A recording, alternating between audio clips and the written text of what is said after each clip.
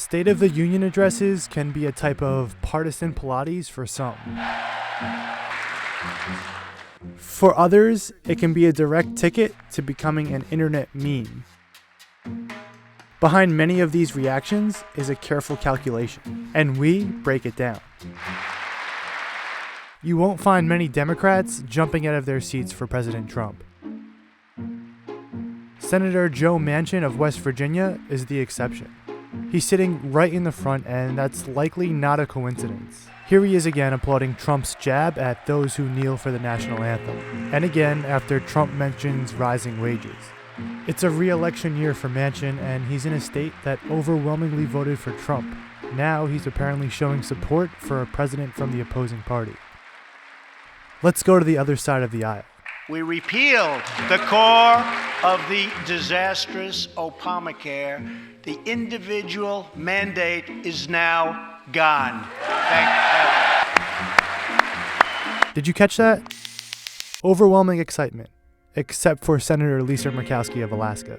Last summer, Murkowski played a key role to squash efforts to repeal the Affordable Care Act. Working with the Senate, we are appointing judges who will interpret the Constitution as written, including a great new Supreme Court justice. President Trump threw a compliment right at Neil Gorsuch, but he didn't take the bait. In the history of our country.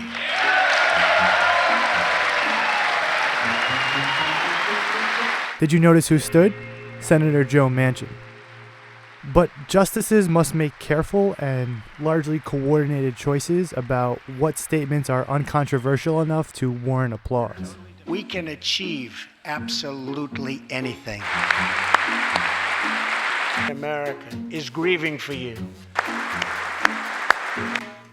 Kenton Stacy would have died if it were not for Justin's selfless love.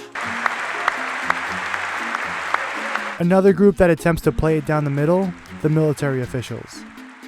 Like the justices, they must decide what is partisan platitude and what is not. And I will not stop until our veterans are properly taken care of, which has been my promise to them from the very beginning of this great journey.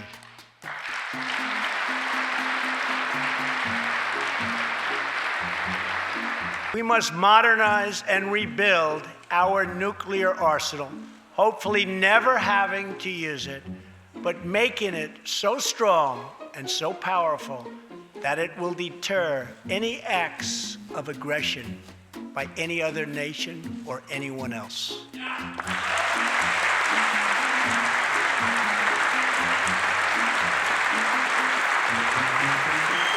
Watch as they hesitate.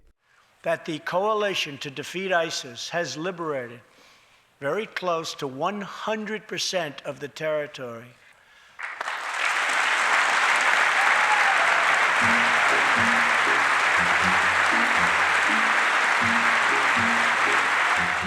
To clap or not to clap? In a deeply divided Congress, applause or silence can send a powerful message.